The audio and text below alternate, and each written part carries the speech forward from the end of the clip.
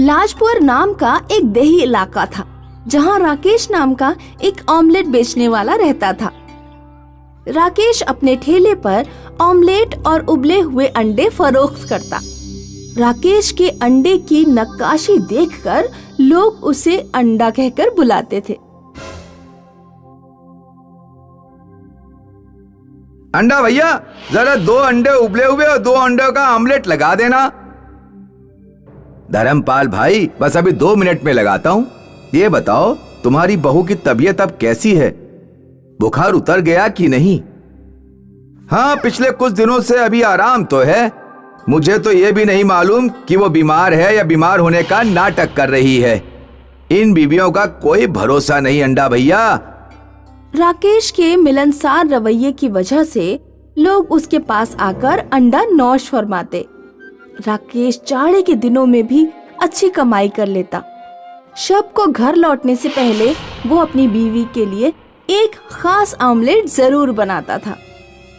नंदिनी, ये लो, सबसे आखिर में बनाया गया प्यार से तुम्हारे लिए ऑमलेट है। ज़ही नसीब अंडा जी।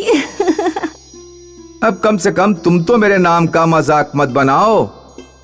ज्यादा अमीर ना होने की वजह से राकेश बेहद खुशहाल जिंदगी बसर करता था। राकेश के पड़ोस में एक पंकज नाम का चाट बेचने वाला रहता था। पंकज बहुत आलसी था। किसी दिन चाट का ठेला लगा लेता तो किसी दिन पड़े पड़े सोता रहता। उसकी बीवी उसे लात मार मार कर जगाती थी। अरे ओ वाजिद अली शाह की औलाद, उठ जाओ, आज घर में खाने को कुछ नहीं है। अगर मुझे जरा भी इल्म होता कि तुम इतने काहिल हो तो मैं तुमसे कभी शादी नहीं करती। पंकज अगर नहीं उठता तो उसकी बीवी उसके मुंह पर भैंस का गोबर डाल देती, क्योंकि मुंह धोने के बहाने तुम उठ भी जाओगे, वैसे तो उठने वाले नहीं हो। जरा अपने पड़ोसी अंडा भैया को तो देखो, सिर्फ ऑमलेट बेच बेच कर ही घर संभाल लिया है। हमारा घर अभी भी वैसे ही खस्ता हाल में पड़ा है। अभी जब बरसात आएगी तो छत भी टपकने लगेगी, फिर तुम्हें ही पानी के नीचे सुलाऊंगी। पंकज राकेश के सामने ही अपना चाट का ठेला खड़ा करता। वो चाट बनाने के लिए 3-4 दिन के बचे हुए बासी छोले का इस्तेमाल करता। चाट में बहुत बुरी महक आ रही है, इसका मजा भी खट्टा लग रहा है। तुमने ही तो खट्टी खटाई डालने को कहा था, अब चाट खट्टी नहीं तो क्या शहद जैसी लगेगी। मैं नहीं खा रहा इस चाट को, इससे अच्छा है कि अंडा भैया की ऑमलेट खा लेता हूँ। पंकज की खराब चाट और गलत रवैये की वजह से उसके ठेले पर लोग रुकते ही नहीं थे। उसका ठेला छोड़कर लोग राकेश का अंडा ऑमलेट खाने चले जाते। एक शब जब पंकज अपने घर पहुंचा तो उसकी बीवी बोली, आज कुछ पैसे कमाए या नहीं? मुझे पैसे दो, सब्जी लेकर आनी है।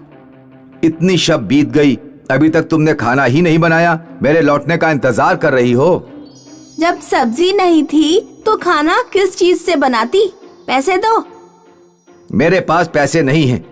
पंकज की बीवी उसे गुस्से में छोड़कर चली जाती है। ये सब उस अंडे वाले की वजह से ही हो रहा है। वो अगर मेरा पड़ोसी ना होता और मेरे सामने वो अपना ठेला ना लगाता तो खरीदार मजबूरी में मेरी चाट खाते, चाहे मैं कितना भी पुराना माल इस्तेमाल करता। अंडे के धंधे का कचूमर निकल पड़ेगा। एक शब जब राकेश और उसकी बीवी शादी में गए हुए थे तो पंकज उनके घर में घुस गया। उसने राकेश के घर में रखे हुए सैकड़ों अंडे की ट्रे ठेले पर रखी और पूरा ठेला पहाड़ी पर ले जाकर सीधे खाई में फेंक दिया। राकेश अगले दिन जब शादी से लौटा तो उसने देखा कि सारा माल और ठेला गायब है। राकेश और उसकी पत्नी ने सोचा कि उनके घर डाका पड़ गया है। वो दोनों बेचारे पूरा दिन दरवाजे के किनारे बैठकर अश्क बहाते रहे। सुनिए जी, इस तरह हाथ पर हाथ रखकर बैठ के कुछ नहीं होने वाला। चलिए चलकर ठेला ढूंढते हैं, क्या पता कहीं कोई सुराग या निशानी मिल जाए। दोनों लोग माल और ठेले की तलाश में इधर उधर भटकने लगे।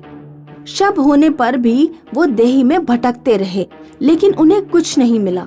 आखिरकार जब वो मायूस होकर घर लौट रहे थे तो उन्हें जंगल से ऐसी आवाजें आईं जैसे कोई बड़ा पत्थर गिर गया हो। दोनों जंगल में गए तो उन्होंने देखा कि एक तवील सा अंडा जमीन पर गिरा है। इतना बड़ा अंडा तो मैंने आज तक नहीं देखा। इसको देखकर तो लगता है कि ये किसी बहुत बड़ी मुर्गी ने दिया है। राकेश ने एक बड़ी सी ट्रॉली का इंतजाम किया और अंडे को अपने घर ले आया। अंडा तो हम घर ले आए, लेकिन इतने बड़े अंडे का इस्तेमाल किया होगा।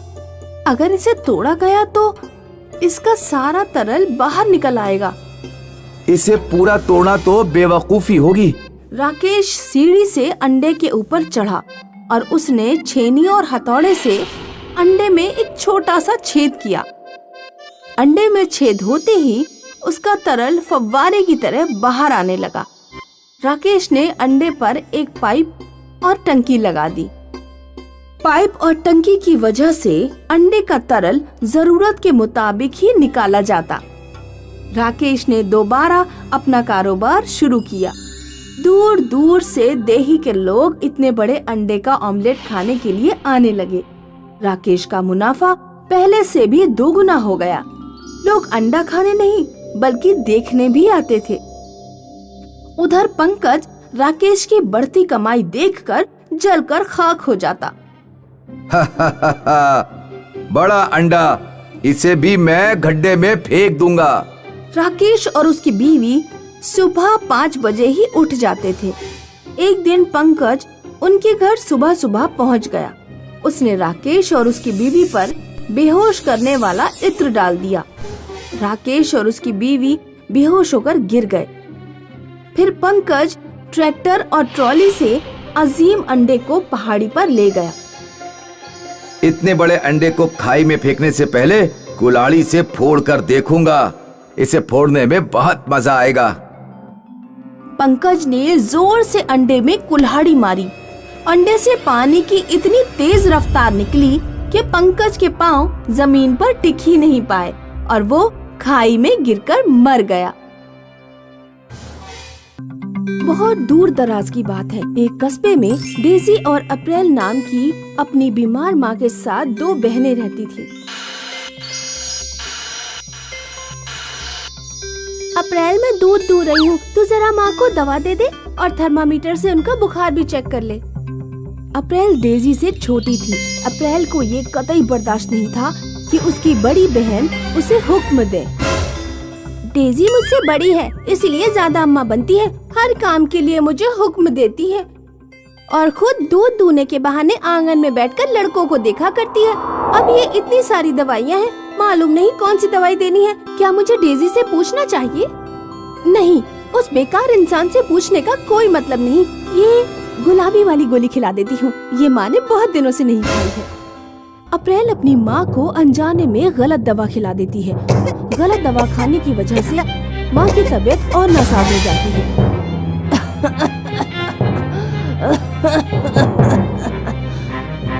अप्रैल घबरा जाती है। डेजी जल्दी अंदर आओ, पता नहीं माँ को क्या हो गया है। क्या हुआ? मैंने माँ को ये दवा खिलाई थी, फिर पता नहीं माँ को क्या हो गया। अरे अरे, तुमने ये क्या किया? माँ को गलत दवा खिला दी है तुमने।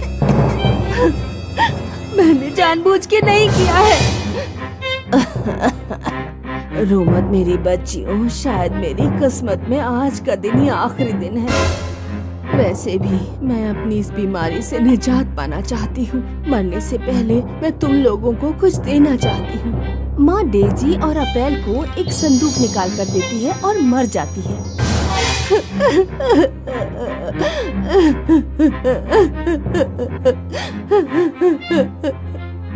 नहीं माँ, आप हमें छोड़कर नहीं जा सकती।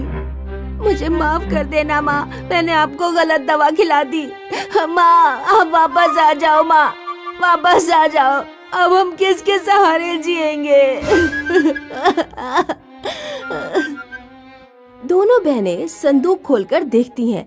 संदूक में 2 पोटलियां और एक खत था।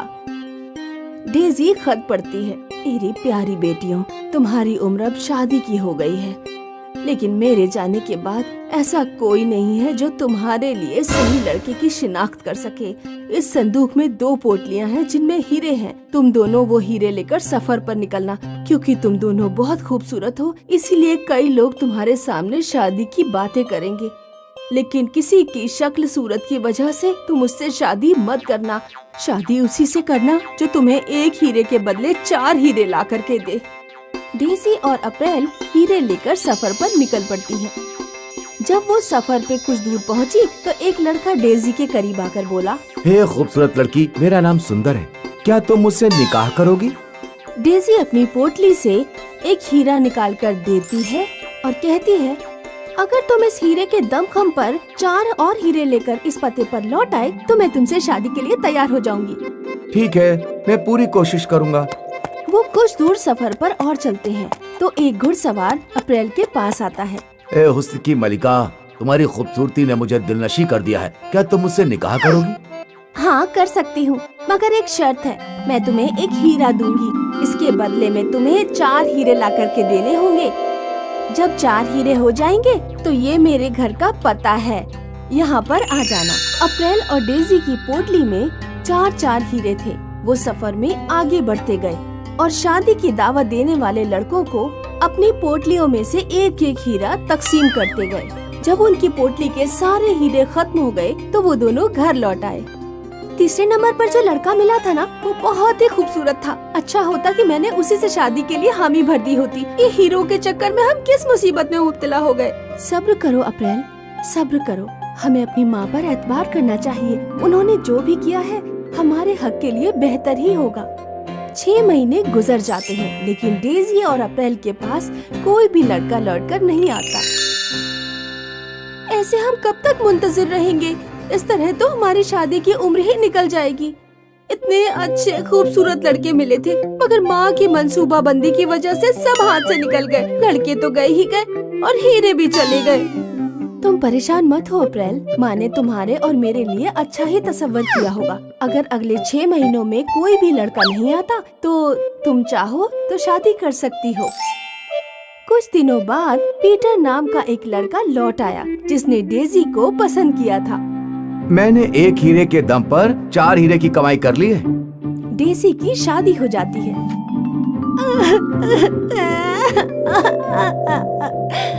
तुम्हारी तो शादी हो गई और मैं ऐसे ही रह गई।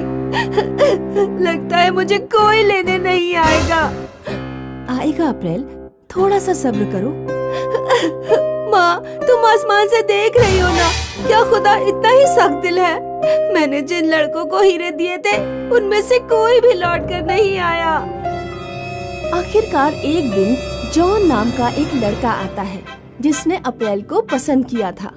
तुम्हारे दिए एक हीरे को बेचकर मुझे जो पैसे मिले, मैंने उन्हें अलग अलग काम के लिए निवेश किया और इतना पैसा कमाया कि आज मैं 4 नहीं बल्कि 10 हीरे लेकर वापस लौटा हूँ। मुझे लगता है कि तुम दोनों की माँ बहुत ही अक्लमंद रही होंगी। वो मुमताज की कुव्वत को जानती होंगी। इस तरह अप्रैल की भी शादी हो जाती है। देखा मेरी प्यारी छोटी बहन, माँ की अक्लमंदी की वजह से आज हमें इतने होशियार शौहर मिले हैं और हमारे हीरे भी वापस मिल गए।